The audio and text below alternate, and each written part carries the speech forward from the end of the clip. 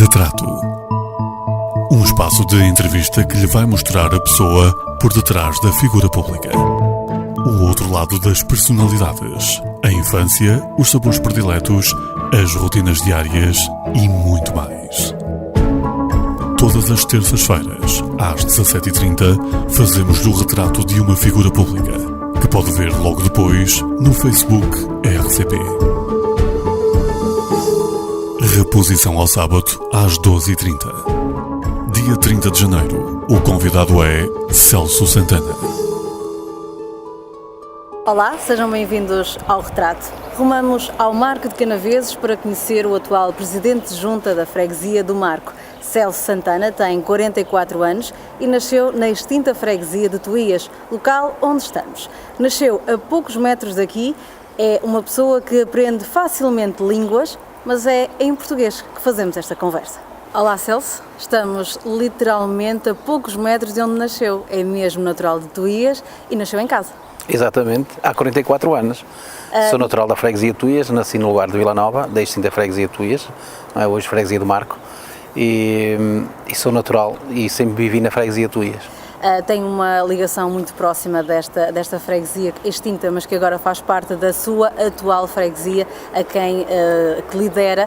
Mas vamos lá atrás, quando nasceu e viveu aqui durante muitos anos, quase sempre, com ali uma paragem apenas quando emigrou, mas já lá vamos. Exato. É irmão de mais 8 filhos de um casal que é também muito próximo e muito dedicado aqui em Tuías. Como é que é viver numa família tão grande? É sim, é uma experiência que cada um pode falar quando tem esse número de irmãos e esse número de familiares, não é? É bom porque há uma convivência muito grande. Quando a família é grande, facilmente nos encontramos ou com um ou com outro.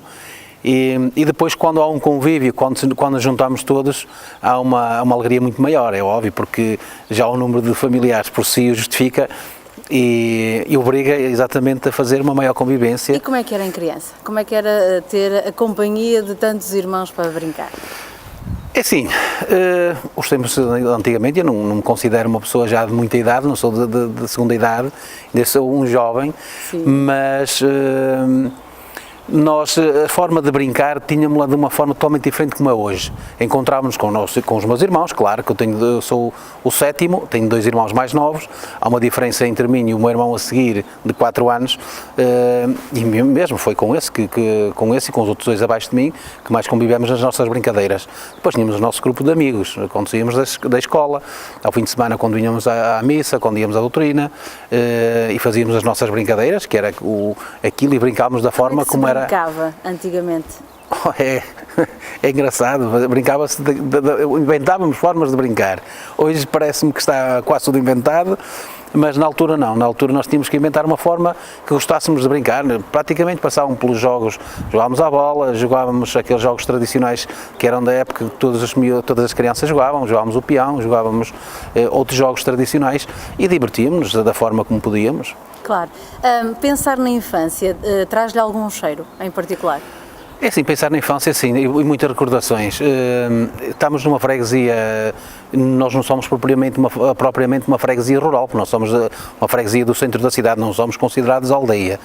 Bom, mas mesmo assim, isto é uma evolução muito grande. Há 40 anos para cá o Marco mudou muito. E então deixa-me algumas saudades, é certo que da forma como nós vivíamos, eu recordo-me perfeitamente que no meu tempo de escola e quando fui para o segundo ciclo ia a pé, fazíamos 4, 5 km todos os dias, e isso a mim deixa-me saudades no ponto em que nós crescíamos de uma forma diferente, crescíamos por nós próprios, nós íamos a pé, juntávamos com um grupo de amigos, mas íamos criando as nossas defesas, mesmo hoje há uma preocupação muito maior com as crianças, temos que os pais têm que levar os filhos às escolas e nós à porta. Naquela época não, os pais não pensavam nisso, os pais confiavam, havia uma maior confiança entre os pais e os filhos naquela altura, porque não pudemos dizer que éramos abandonados e depois cada um tinha que se desenrascar à sua maneira. Mas cresciam muito rapidamente. Crescíamos muito rapidamente e hoje nós temos que pensar, e eu muitas das vezes penso para mim, a forma em como eu estou a educar os meus filhos, tenho 2 filhos, tenho um casal, e da forma como eu fui educado. Não é possível, porque hoje há tecnologias, hoje eles têm acesso a outras coisas que nós não tínhamos, e nós temos que os criar de uma forma diferente.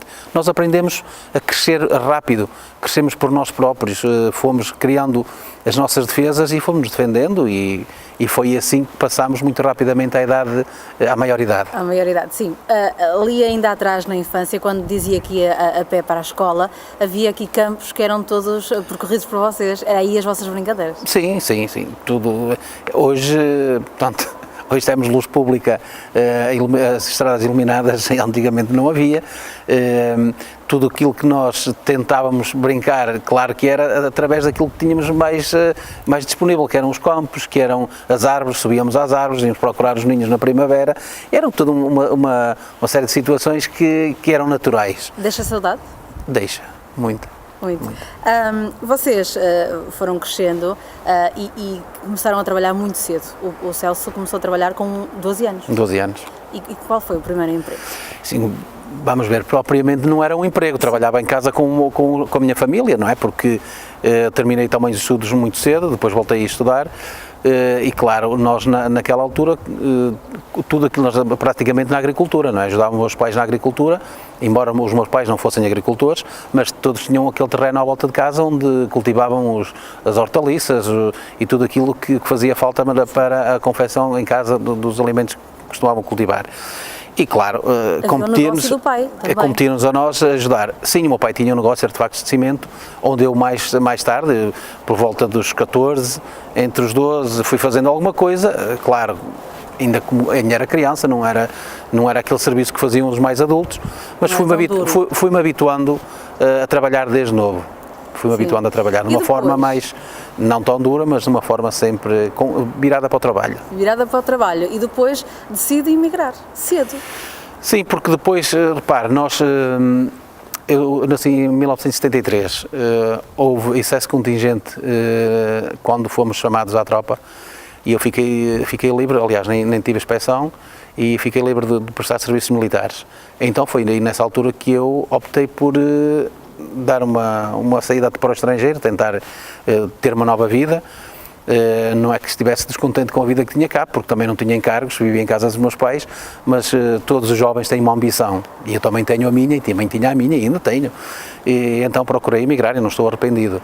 Muito novo, claro, também não tive muitos anos, não fui muitos anos imigrante, estive em França, onde me adaptei muito bem. Mas foi sozinho, sem nada? Sim, fui sozinho, embora tinha lá a família, mas fui sozinho. Mas foi uma experiência que eu tive, ajudou-me muito rapidamente a ser responsável também, fez-me mais homem, e aí consegui saber o que realmente é uma pessoa só quando tem uma vida só. Eu comecei o retrato por dizer que aprende línguas fácil porque chegou à França e numa semana, 2 já estava a falar francês. Já me conseguia safar, Claro que eu, durante também o tempo de escola, estudei francês. Tive sempre uma vontade maior e uma facilidade maior de aprender a falar o francês. E, claro, como gostava, para mim foi mais fácil adaptar-me. Trabalhar em França esteve 3 anos, qualquer coisa. Sim. Depois regressa, porquê? Bom, isso é uma pergunta que ainda hoje eu me questiono também. Porquê é que eu voltei? Voltei porque na altura ainda era jovem e a minha ambição naquela altura já era outra. A minha ideia foi regressar a Portugal para emigrar outra vez para a Alemanha.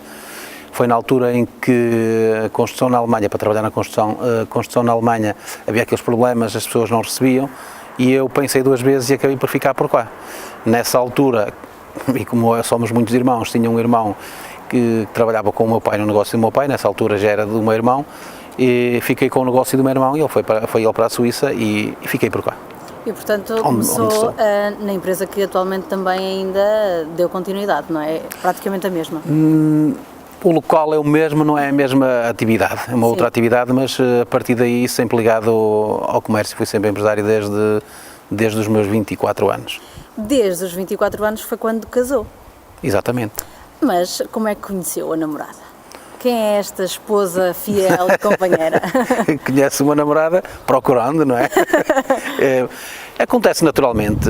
Pronto, conheci cá em Portugal, por acaso também ainda estava imigrado em França, numa altura que estivemos cá de férias, recorda-me, e pronto, começou o namoro e mais tarde casámos. Eu namorei 4 anos e depois casámos. E já lá vão 20? E já lá vão 20. 20 bem vividos, de família, de crescimento? Sim, dentro das possibilidades, bem vividos, graças a Deus. Tenho uma vida saudável com a minha esposa e com os meus filhos, sempre nos demos muito bem e primo por isso. Filhotes que ainda são pequeninos? Não propriamente, repara, já casei há 20 anos, tenho 14 anos e tenho uma menina com 9. Ainda precisam do pai e da mãe. Sim, não é? precisam sempre. Ainda eu preciso do meu pai. Da minha mãe, infelizmente, não, que já faleceu, mas ainda preciso do meu pai. Nós precisamos sempre, até ao final da nossa vida, precisamos sempre dos nossos pais. É aí que está a sua base? É a referência que tem da família? Sim, posso considerar que sim. Tem muitos irmãos. Há uma ligação muito forte a eles? Sim, fomos sempre muito unidos. Já a minha mãe é de uma família de 9 irmãos. E tem um contraste muito grande com o meu pai, que era filho único. Engraçado, mas... O pai era filho único? É filho único. Há dessas coisas na vida. Sim, nós fomos sempre uma família muito unida, defendemos sempre uns aos outros. Temos as nossas coisas, não é? Cada um tem as suas ideias e ideias próprias. Podemos não defender as mesmas ideologias, mas defendemos sempre aquilo que somos, a nossa identificação, que é a família. Que é a família. Já voltamos à família, quero perguntar-lhe, porque já me confessou, não é um homem de sonhos? Se sou um homem de sonhos, costumo sonhar muitas vezes, quase todos os dias sonho. Não sou um homem de sonhos, não posso considerar um homem de sonhos. As coisas têm acontecido naturalmente. Há vários projetos que fui abraçando ao longo da minha vida e foram-se concretizando, mas nunca tive assim um sonho que eu possa dizer, tive um sonho de fazer isto ou aquilo e não consegui.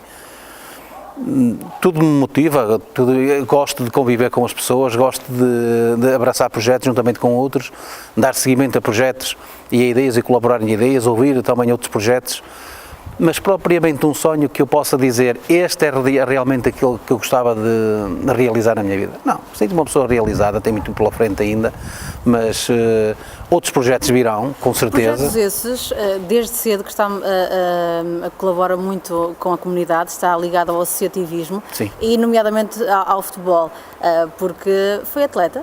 Fui atleta da modalidade de futebol durante muitos anos, desde novo, sempre gostei de jogar à bola.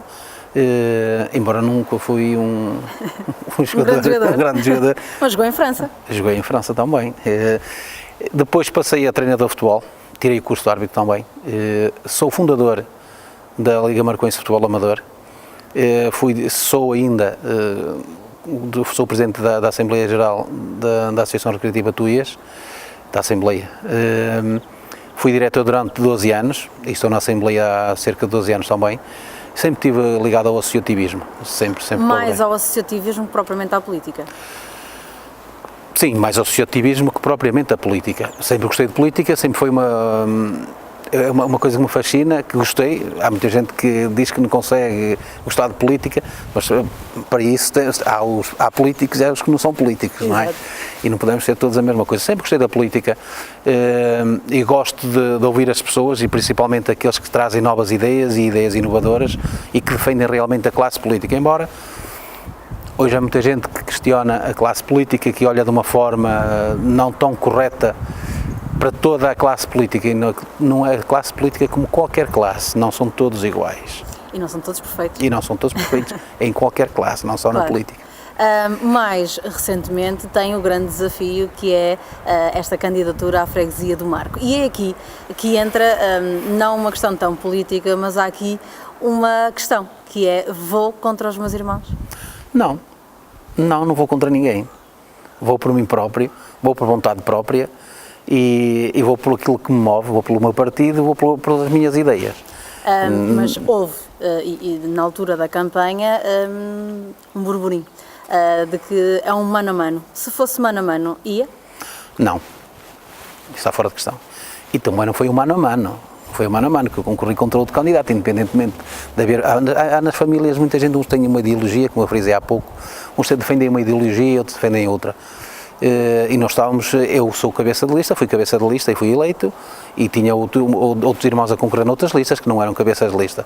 Está fora de questão, isso sempre disse, e foi público, que abracei este projeto há 4 anos mais, entrei na política verdadeiramente mais a sério, há 4 anos, quando fui convidado pela doutora Cristina Vieira, que é hoje Presidente de Câmara e Presidente da Conselhia, e fomos reconduzidos há 8 dias na Comissão Política, e fui convidado para fazer parte da lista que concorria à Comissão Política Conselhia, que vencemos também, e tínhamos um projeto, e o nosso projeto era vencer as autárquicas de 2017, que se veio a concretizar. Foi muito trabalho.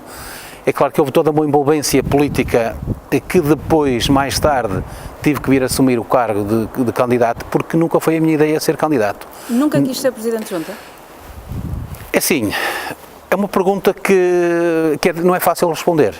Se me dissesse se eu queria, quero, sou e gosto e continuarei com certeza, se o povo assim permitir, nas próximas eleições. Já tive, antes deste convite, tinha tido mais convites. Eu tive, inclusive, em 2005 e 2009. Na altura não aceitei, por várias razões, também, não só por ter alguém da família já também na Junta da Freguesia, na extinta Freguesia Tuias, mas achei que não era a altura oportuna, não era o momento exato, não me sentia preparado para assumir um cargo de extrema importância, como é ser Presidente de Junta. E quando chegámos ao lugar, e quando chegámos a Presidente de Junta, é que sentimos verdadeiramente o peso que tem um Presidente de Junta. E hoje, a Freguesia do Marco, uma freguesia que realmente tem que ter uma atenção muito grande a tudo que nos rodeia, a tudo que é a dinâmica de uma freguesia. Na política não vale tudo? Não. Na política não vale tudo. Na política há lugar para toda a gente. Há aqueles que vão para um lugar que é ou seguem um caminho que não é o mais correto.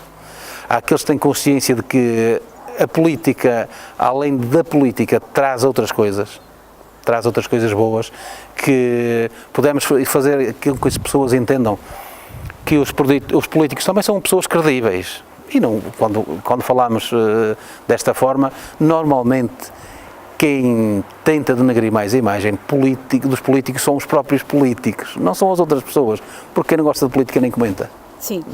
E na política trouxe amigos? Sim, continuo os mesmos amigos, independentemente de como há bocado questionou se havia um mano a mano. Não foi um mano a mano, nós concorremos em listas diferentes, o povo entendeu, não há problema nenhum, dou bem com os meus irmãos, falámos, a relação continuou a mesma, não há, falámos antes, e eu sabia que o anterior, o ex-presidente, que é meu irmão, que não concorria por razões profissionais e razões pessoais. E portanto, como não foi liderança em disputa, para si não havia problema nenhum? Não, porque aliás, exatamente, só com essa condição, não havia aqui condições, que não houve tratos, não houve acordos. Sabia que ele que não ia, e deu-me essa garantia que não avançaria em primeiro lugar, que não era cabeça. Sempre disse que poderia eventualmente fazer parte da lista, porque sentia-se na obrigação de ajudar a quem o ajudou a eleger nas anteriores eleições. Tudo bem, contra isso nada, uma vez que não era um mano a mano, como me acabou de perguntar, sentia perfeitamente à vontade, tinha um objetivo, sabia que podia cumpri-lo, mas há aqui uma questão que é importante, e quando surge essa situação que o meu irmão diz que já não é candidato, eu ainda nem tão pouco pensava vir a assumir este cargo. Entretanto, foi-me feito o convite pela doutora Cristina Vieira, que é a presidente do partido, na altura, e tive que ponderar. Mesmo tendo a garantia que não ia fazer um mano a mano, tive que ponderar, porque... Até por outra razão, que era aí que queria chegar, que é a saúde. Houve uma altura da vida em que lhe mudou a vida. Sim, de certa forma, quando os problemas de saúde, principalmente os problemas, quando qualquer problema acontece, muda-nos um bocadinho a nossa vida, e quando são problemas de saúde também. Claro que eu tive que ponderar, e aí foi onde eu demorei mais tempo a dar a decisão, porque tive que me aconselhar, porque eu tenho problemas cardíacos, e tive que me aconselhar com os técnicos que me estavam a seguir, porque já tive momentos mais difíceis, muito difíceis na vida, por causa do problema que me apareceu, mas está estabilizado, hoje sou uma pessoa normal. E o aconselhamento que me deram, e é perfeitamente normal, na vida pode-nos acontecer qualquer coisa que não estamos preparados. Portanto, o facto de estar na política não é que fosse alterar em nada. Claro, tem que haver sempre da nossa parte um controle emocional porque sabemos que há determinadas alturas, há momentos que não estamos preparados para eles. Eu, por acaso, assustava? é assim, de certa forma, a mim não me assustava propriamente, vamos ver, assustava-me a mim em pensar os que me rodeiam, a minha família, os meus filhos, porque para mim eu sabia como é que me havia de preparar, eu sabia que tenho certos limites e até onde é que eu posso chegar. É claro que nós depois temos que controlar a emoção. Não é fácil, mas eu estava preparado para isso e acho que em relação, eu ficava às vezes admirado quando subia ao palco, estava perfeitamente à vontade, nunca me senti nervoso, estava descontraído porque me preparava.